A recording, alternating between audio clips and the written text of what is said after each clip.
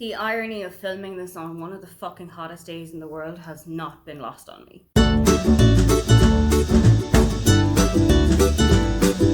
Hi, welcome, come on in. My name is Aoife, and today I am taking you through some of my favorite steamy, sexy contemporary romance books. When it comes to steam and smut in a romance book, I have got a pretty good sweet spot. That is what I like to call Hallmark After Dark. It has got all of the plot and it has got all of the things actually happening in it, but there is also that little bit of steam and spice pretty much towards the end of the book. It kind of starts around 60 or so percent of the way through, and then we keep building from there. I realize that for a lot of people this may be too tame, for a couple of people this may be too risky, but that is my sweet spot. Starting off with the book that I kind of classify as having gotten me into steamy romances, and that is The Unhoneymooners by Christina Lauren. Now, as I said, this isn't going to be really big on the spice levels, and if you want a Christina Lauren novel that does have a bit more steam to it, then I would definitely recommend the Beautiful Bastard series. This is a kind of a fanfiction based on 50 Shades of Grey, and it follows Chloe and Bennett. Bennett is Chloe's boss, and they start a very risque, very forbidden romance in their office. It starts pretty much with the smut straight in, with Chloe being basically bent over a table in one of the office rooms, but this is a little bit more tame. It's following Olive and Ethan. Their respective siblings have married one another, but Olive and Ethan have never seen eye to eye. This is, however, about to become remedied because Olive and Ethan are asked to take the place of their siblings and go on the honeymoon. Every single person at the wedding, apart from Olive and Ethan, has gotten food poisoning from the buffet that was provided. While Olive and Ethan are in Hawaii, they have to pretend to be newlyweds, swept up in the romance of their honeymoon, and this may be thawing the ice between them. And if that didn't do it, going for a couples massage is definitely going to get them on the right track. An office romance that I have loved is The Hating Game by Sally Thorne. This is following Lucy and Josh. Their two companies merged about 6 months ago, and they have both been performing as the assistants to their CEOs.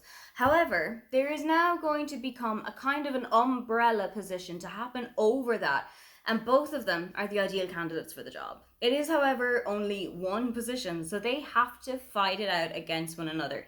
And this turns into all-out warfare. They both bring out the big guns in terms of what they can do to sabotage the other's chances.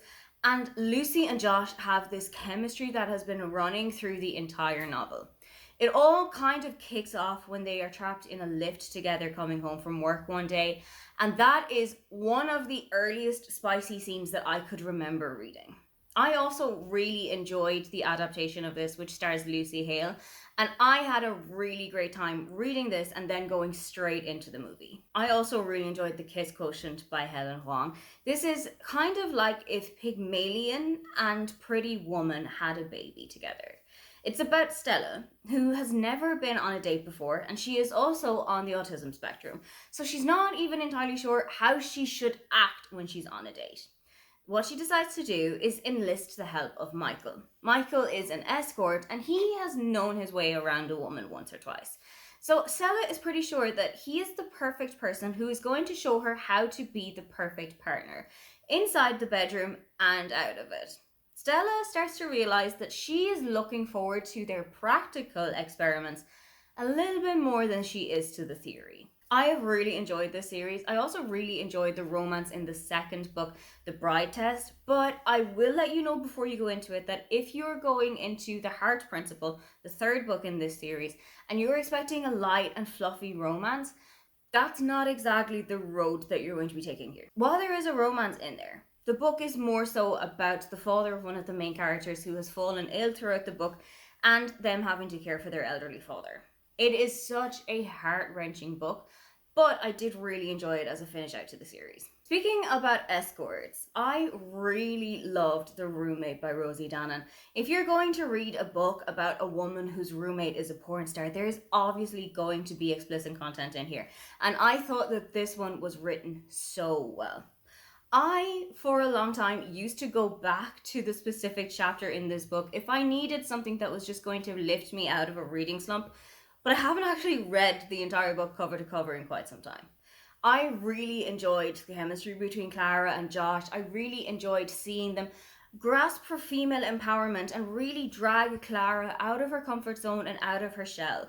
I also really liked The Intimacy Experiment, which is the second novel in this duology, and it follows Naomi and Ethan. Ethan is a rabbi, and he's also not super comfortable and super experienced around women.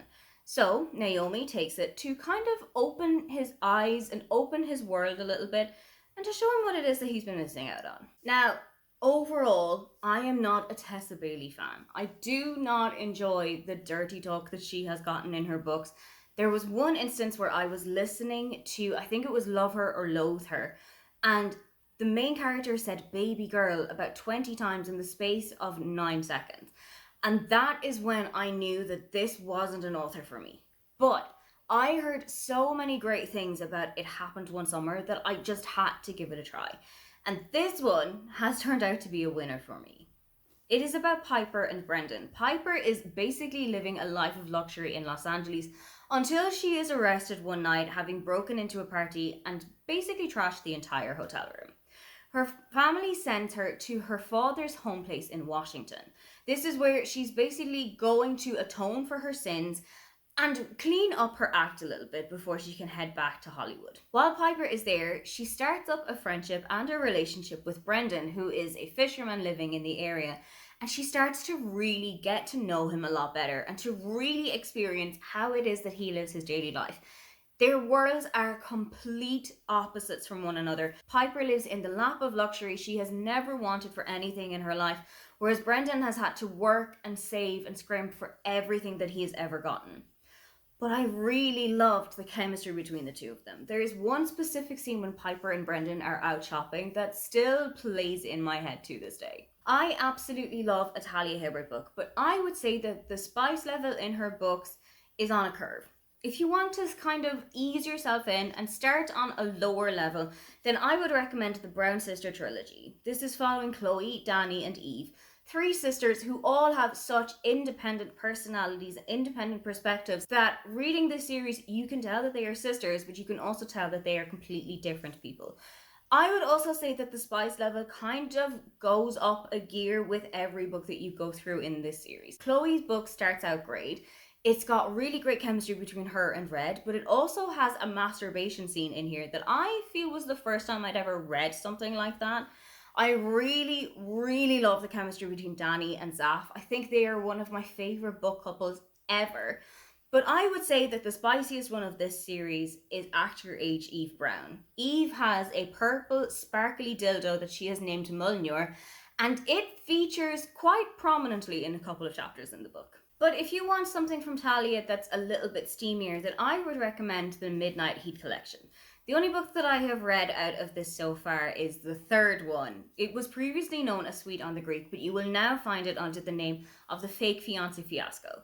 This is about Nick and Aria. Nick is a hugely successful soccer player, and he has walked into the hotel lobby one day and clocked eyes instantly on Aria, and it is love at first sight. However, Aria is not easy to win around because she has just sworn off men after a traumatic and horrific incident has happened to her. Nick and Aria have this wonderful chemistry that really develops throughout the book, but I would say that this is much steamier and much smuttier than the Brown Sister trilogy is. I mean, Eve does have a vibrator, but Aria has got access to an entire box of sex toys at her disposal, and I just really love how Talia writes sex scenes so well. A series with great smut and great representation is the Bright Fall trilogy by Ashley Herring Blake. Delilah Green Doesn't Care is the first book in this series, and it follows Delilah and Claire. Delilah has moved away from her family home about 20 years ago, but she's been brought back for her sister Astra's wedding. While she's there, she is reintroduced to Claire, who's one of Astra's best friends. Delilah had a huge crush on Claire Black in the day, but never really did anything about it because she was pretty sure that Claire was straight as a line. Turns out, Claire is actually bisexual, is now out of a relationship with the father of her daughter, and she's kind of looking to see what's going to happen in life. I really love how the stories progress and how everybody is so welcoming to kind of the outsiders in their group and the couples who have joined and the partners who have joined their group. I absolutely love that kind of small town sisterhood feeling. and that is definitely something you will get in these books too, as well as a really good smut scene now and then. Some of the best smut you'll ever read is surprise smut. When you go into a book and you don't really expect anything to come from it, but suddenly you are faced with fireworks. That is what I got with Weather Girl by Rachel Lynn Solomon. To be honest, that's kind of the vibe that you will get with every Rachel Lynn Solomon book. I really enjoyed this one though, because I truly did not expect this to get a little bit steamy between Ari and Russell until I was reading in the park with a bunch of kids running around me and trying to shield my page as much as possible so that nobody would look in and see what it was that I was reading. For a good time all year round, I would recommend the Lovelight Farm series by B.K. Barrison. There are 4 books in this series, all of which take place in a different season. You start out with Lovelight Farms and winter, or more specifically Christmas, and then you go through spring, summer and autumn throughout the rest of the series. Like with the Brown Sister trilogy, I would say that this gets progressively smuttier as you are going on, and you also get to see other characters who have appeared previously and what it is that they're getting up to. That is something that I love about a book as well. I love it when they take place in a similar universe and that you see characters who you've known and loved from other books who are appearing in the background, who are still popping up now and then when you're still reading forward in the series. It's something that I have absolutely loved about other books, and it's something that I really enjoyed here. Those are some of the smutty and steamy contemporary romance books that I think you should definitely go and check out. What is your spice comfort level? If you want to leave it in a kind of a 1, 2, 3 fire emojis, and let's just see if anybody matches up with you in the comments. Don't forget to like and subscribe because I have new videos up every week. Now, get on out of here.